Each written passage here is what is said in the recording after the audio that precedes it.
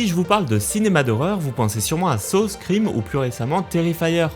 Il existe pourtant une multitude de sous-genres, tous différents au niveau narratif ou visuel, donc c'est parti pour une présentation des meilleurs sous-genres du cinéma d'horreur.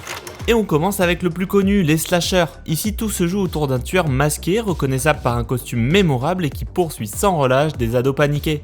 Si vous continuez d'axer le scénario autour de la poursuite et de la survie mais que vous remplacez le tueur masqué par un monstre, imposant et bien terrifiant, vous avez alors un film de monstre, qui est aussi bien souvent rattaché à l'horreur fantastique ou de science-fiction avec des films comme Alien.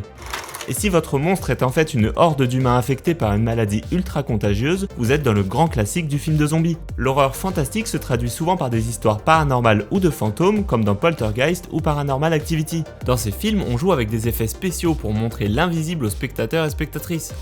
En parlant de Paranormal Activity, quand un film retranscrit l'horreur à travers l'écran d'un caméscope ou d'une webcam, ça s'appelle le found footage. Et si vous poussez le curseur fantastique encore plus loin, vous pouvez tomber dans le sous-genre de la possession avec des films comme le légendaire L'Exorciste. Le giallo, quant à lui, prend racine en Italie et se caractérise par un cadrage, un acting, des couleurs et une ambiance très théâtralisée, à la frontière avec le genre policier.